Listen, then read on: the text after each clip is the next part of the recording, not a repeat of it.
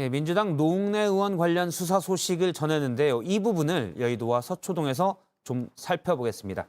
국회를 출입하는 신혜원 기자와 법조를 담당하는 한민용 기자가 스튜디오에 나와 있습니다. 어서 오세요.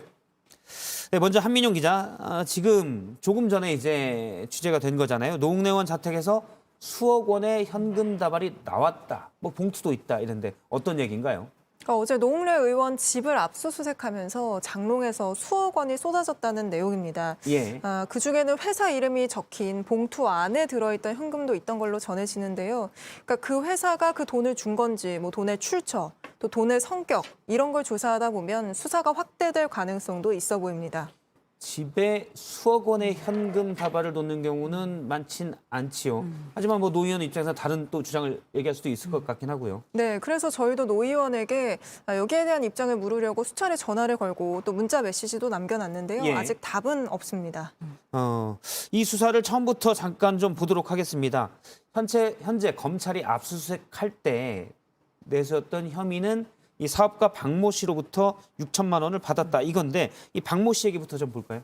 네, 그러니까 이거 사업가 박 씨가 처음 수사는요. 사업가 박 씨가 민주당 전 사무부총장 이정근 씨에게 각종 청탁을 하면서 뒷돈을 줬다는 의혹에 대한 수사였습니다.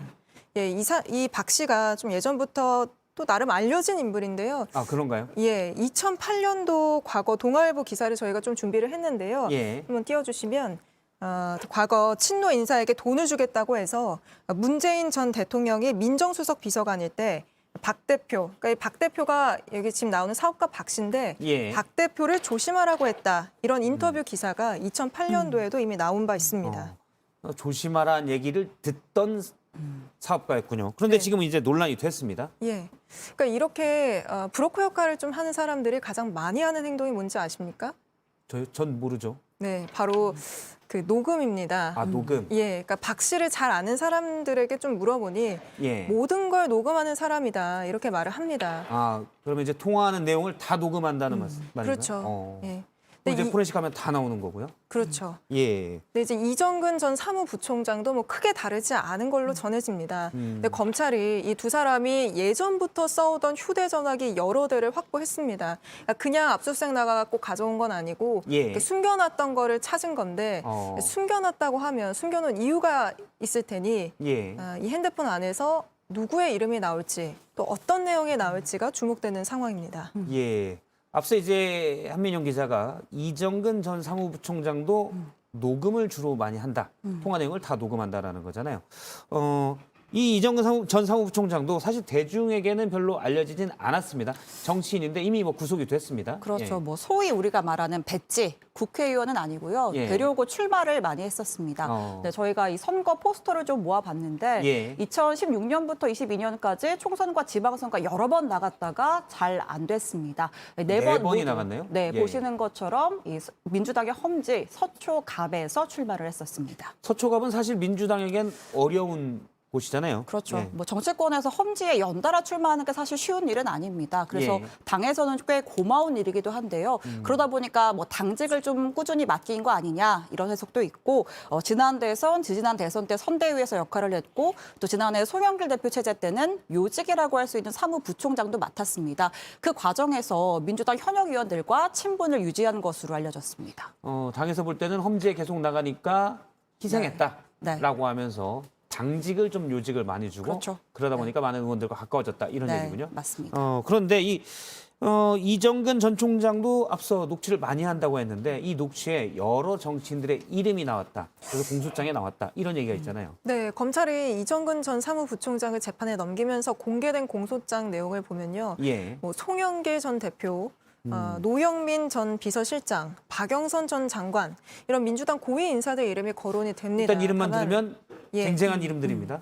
네, 다만 뭐 이 사람들이 실제 무슨 나서서 청탁을 들어줬다거나 아니면 돈을 받았다거나 이런 내용은 아니고 이정근 전 사무부총장이 내가 이런 사람들과 친하다 이렇게 친분을 과시하면서 청탁을 들어주는 대가로 뒷돈을 받았다는 그런 게 공소장 내용입니다. 그러니까 다른 사람에게 그러니까 청탁을 받을 때 내가 예를 들어 뭐 누구 대표, 네. 내가 어떤 장관, 내가 어떤 실장과 친하니까 내가 잘 해결해 줄게. 라는 부분에서 이름이 나왔다는 거죠. 일단 이름 자체는. 네. 사실 뭐 예. 어떻게 친분을 과시했는지가 조금 궁금하잖아요. 예. 그래서 당 관계자들한테 물어보니까 이정근 전 부총장이 그 고위직 인사들을 굉장히 친근한 호칭으로 불렀다고 합니다. 물론 뭐 이 호칭이라는 게 친근하다고 해서 친분의 깊이가 깊다고는 할 수 없고 예. 뭐 서로 관계인지 일반 관계인지는 불분명하지만요. 자, 그래서 제가 오늘 이 공소장에 언급됐던 방금 전 한민용 기자가 말했던 인사들에게 전화를 좀 돌려봤습니다. 예. 대부분이 이 전 부총장을 잘 모르는 사람이다. 이름 정도만 알고 있었다라는 답변을 했고요. 일단 그렇게 답을 했다는 거죠. 답변과 네, 주장을 한 것이고요. 그 외에 민주당 현역 의원들한테도 좀 이야기를 들어봤는데 한 의원이 이 전 부총장에게 민원인 듯 청탁인 듯 애매한 부탁을 받아서 거절했다. 이런 이야기를 하기도 했습니다. 아, 나는 청탁 또는 민원을 받은 적이 있는데 거절했다라고 한 사람은 일단 네. 신혜원 기자가 취재한 여러 의원 중에 한 명 그렇게 답을 했다는 거죠. 네, 그런 유사한 이야기를 들어서 거절했다라고 표현했습니다. 그 부분은 이제 이정근 전 사무부 총장이 청탁 또는 민원을 네. 한 적들은 있다라는 또 다른 정황이 되는 거네요. 그렇게 받아들였다는 것이겠죠. 네. 예, 네. 알겠습니다. 노웅래 의원의 압수수색이 있었고 조금 전에 현금이 나왔다 이런 보도가 우리가 또 했는데요. 노웅래 의원이 이에 대한 현금까지는 얘기가 안 나왔습니다. 네. 오늘 아직 기자회견을 했지 네, 않았습니까? 이 보도가 나오기 전인 오늘 오전에 국회에서 결백을 네. 호소하는 기자회견을 했는데요. 직접 한번 들어보시죠. 이번 수사는 철저히 기획된 야당 탄압 시나리오입니다. 야당 의원에 대한 무도한 압수수색은 윤석열에 대한 반대하는 자들을 모조리 목을 치겠다는 엄포이자 협박입니다. 다만 이 회견장에 눈에 띄는 점이 하나가 있었습니다. 예, 네, 어떤 바로 점이죠? 그러니까 노 의원이 혼자서 기자회견을 하잖아요. 보통 이런 기자회견을 할 때는 동료 의원들이 좀 같이 나와서 이 뒤에 서서 힘을 실어주는 경우가 있는데 예. 오늘 노 의원은 끝까지 홀로 기자회견을 했습니다. 이 최근에 그 이재명 대표 측근 수사 때 당이 좀 적극적으로 나섰던 것과는 뚜렷한 차이가 있고요. 아까 한 기자 말한 대로 노 의원 입장 뉴스 직전까지 물어봤는데 아직 답변이 오지 않고 있습니다. 알겠습니다.